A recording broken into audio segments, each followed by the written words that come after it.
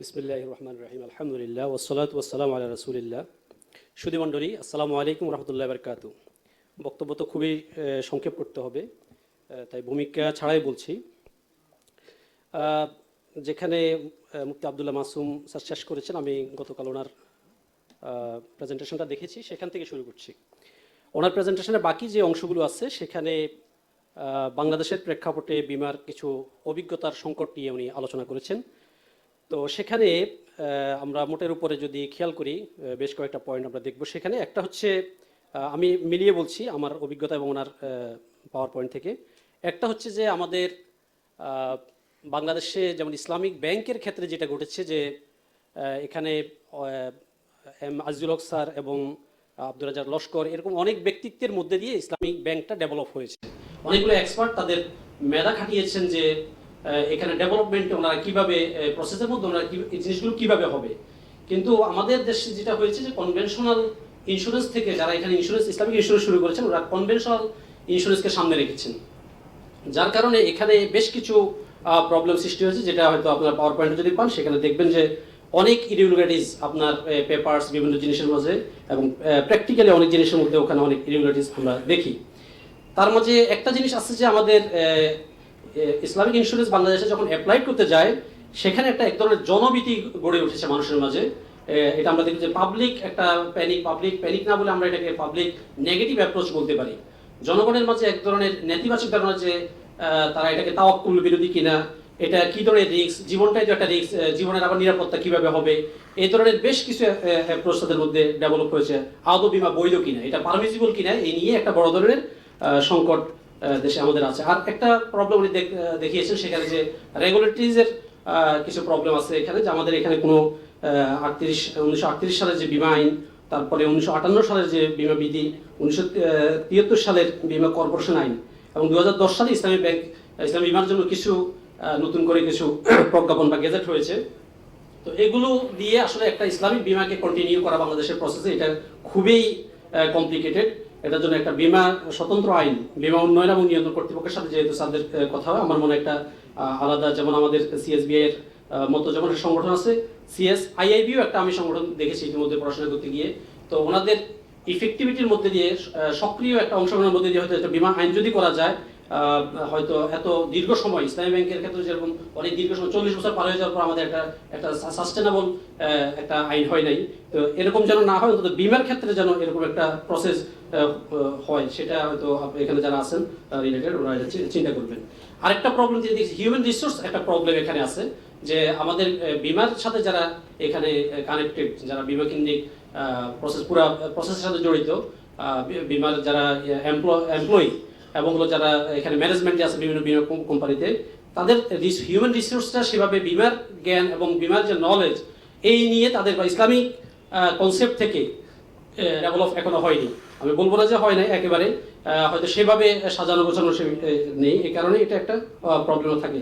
আর সর্বস্ব আমি যেই প্রবলেমটা বলবো সেটা হচ্ছে এক ধরনের শরিয়া এক্সপার্টের বিষয়। আব্দুল্লাহ মাসুদ স্যার যেটা কন্ট্রিবিউট করছেন এখন, এই ধরনের আসলে অনেক এক্সপার্ট প্রয়োজন যারা বিমাকে আদ্যপ্রান্ত বুঝতে পারবে। আমি এই 5টা প্রবলেম ওনার থেকে দেখেছি যে এই ধরনের কিছু ইঙ্গিত করার চেষ্টা করেছেন। এরপর আমি যে জিনিসটা বলবো, সময় যেহেতু খুব সংকীর্ণ, আব্দুল্লাহ মাসুদ স্যার যেই উপস্থাপনাটা করেছেন, উনি যে ব্রিজিং এর কথা বলছেন, উনি যে কারণ দেখাচ্ছেন যে ফিউচার সেভিংটা একটা কারণ, এটার কারণেই বিমা ডেভেলপ হয়েছে। এটা হয়তো আমার মনে হয় যে 200 বছরের উনি 1800 সাল থেকে যে ইবনে আবিদিনের জায়গা থেকে যে শুরু হয়েছে এটা বলছেন, এটা হয়তোবা আমাদের কনভেনশনালকে আমরা চিন্তা করতে গিয়ে এটা আমাদের দৃশ্যপটে এসেছে এবং কনভেনশনালকে ইসলামাইজেশন করার প্রসেসের মধ্যে আমাদের দৃষ্টিতে আসছে এই প্যারাডাইমটার কারণে। কিন্তু আমরা যদি আসলে ইসলামিক প্যারাডাইম, যে কোনো জিনিসকে যদি আমরা উসুলগত ঐতিহ্যবাহী ফিকি ইসলামিক দৃষ্টিকোণ থেকে আমরা দেখি, তাহলে তো আমরা অনেকগুলো জিনিস খুঁজে পাবো। আমি খুব অল্প সময়, আমার আসলে পড়াশোনা ইসলামিক ফাইন্যান্সে খুবই কম, এবং আমি এখানে কথা বলা আসলে ভূমিকম্পের পরে এমনিতেই শরীর কাঁপছে, এরপরে যে স্টেজে বসে আছি সেটাও মাঝে মধ্যে কাঁপে।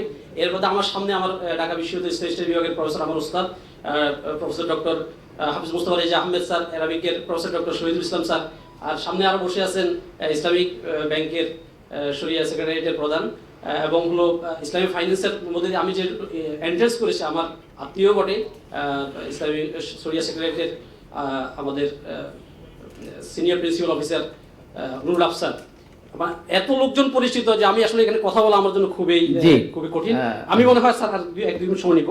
উসুলগত ঐতিহ্যবাহী ফিকি ইসলামের দৃষ্টিকোণ থেকে আমরা যে প্যারাডাইম থেকে চিন্তা করেছি কনভেনশনালকে ইসলামাইজেশন করা, এর বাহিরে আমরা যদি জাহিলি যুগ দেখি, যে কোনো বিষয়ে উসুলগত দিক থেকে আমরা দেখি, তাহলে আমরা জাহিলি যুগে খুঁজে পাবো যে আসলে জাহিলি যুগের যে প্রচলিত ব্যবস্থা ছিল, রাসূলুল্লাহ সাল্লাল্লাহু আলাইহি ওয়াসাল্লাম আকীদার ক্ষেত্রে আকায়েদের ক্ষেত্রে তিনি অনেকগুলো পরিবর্তন করেছেন, কিন্তু তিনি কিরাতকে গ্রহণ করেছেন। আমাদের ইমাম মালিক রাহিমাহুল্লাহর উপর আমাদের অনেক বেশি কৃতজ্ঞ এবং শুকরিয়া থাকা উচিত যে তিনি একমাত্র ব্যক্তি যিনি হাদিসের কিতাবুল কিরাতকে তিনি সংযুক্ত করেছেন। এছাড়া আমরা হাদিসের কিতাবগুলোতে কোথাও আমরা মুদারাবা এবং সুনানে নাসাই সম্ভবত আছে, এছাড়া আর কোথাও আপনি কিতাবুল কিরাত অথবা কিতাব মুদারাবা আপনি খুঁজে পাবেন না। অথচ ইসলামী ব্যাংকের পুরা ফান্ডামেন্টাল বিষয়টা দাঁড়িয়ে আছে এটার উপরে। এরপরে অনেক পরে এটা হয়তো ইমাম সারাক্সি বা ওনারা এটাকে যুক্ত করছেন বা এটাকে মুদারাবা নাম দিয়েছে, ইসলামে এটাকে চেঞ্জ করেছেন। তো রাসূল সাল্লাল্লাহু আলাইহি ওয়াসাল্লাম প্রচলিত খুব অর্থনৈতিক বিষয়গুলোতে তিনি সুদ, গারার এবং মাইসির এগুলোর ফান্ডামেন্টালি এই বিষয়গুলো ছাড়া মৌলিক কোনো খুব একটা বেশি পরিবর্তন তিনি আনেন নাই। তাহলে জাহিলি যুগে যে পদ্ধতিগুলো ছিল সেই পদ্ধতি মুদারাবা কিরাত যেভাবে এন্ট্রেস করেছে, এইভাবে আমরা উসুলগত দিক থেকে আমাদের বিবেচনা করতে হবে। আমরা ইজতিহাদ ফিল মাযহাব করে থাকি। আমাদের কিন্তু আমি আশা করব যেভাবে তিনি অ্যাডভান্স হচ্ছেন, আলহামদুলিল্লাহ আমি ওনার সবগুলো বই পড়েছি, তো উনি যেভাবে অ্যাডভান্স হচ্ছেন, শুধুমাত্র ইজতিহাদ ফিল মাযহাব না হয়ে আমাদের হইতে হবে যে মুজতাহিদ, মাতলাক এবং মুস্তাকিল হইতে হবে। আমি আশা করব যে আমাদের মোহতারাম আব্দুল্লাহ মাসুম তিনি ইনশাআল্লাহ এই ধরনের একটা পর্যায়ে পৌঁছাবেন। স্যার উনি যে সময় নাই আপনি যে ইল্লতের কথা বলেছেন সেই ইল্লতটা হচ্ছে ফিউচার সেভিং, কিন্তু আমরা যদি প্যারাডাইম চেঞ্জ করতে চাই তাহলে কিন্তু আমরা ইল্লত খুঁজে পাবো আত-তানাসুর ফিল জাহিলিয়া। জাহিলি যুগে যে পারস্পরিক সাহায্য সহযোগিতার যে ছিল, এটা ছিল কয়েকটা প্যারাডাইম। আমি শুধু ইঙ্গিত দিয়ে যাই, এক মিনিটে শেষ করতে হবে। একটা ছিল ইজার, রাসূল ইসলামের প্রোটেকশন।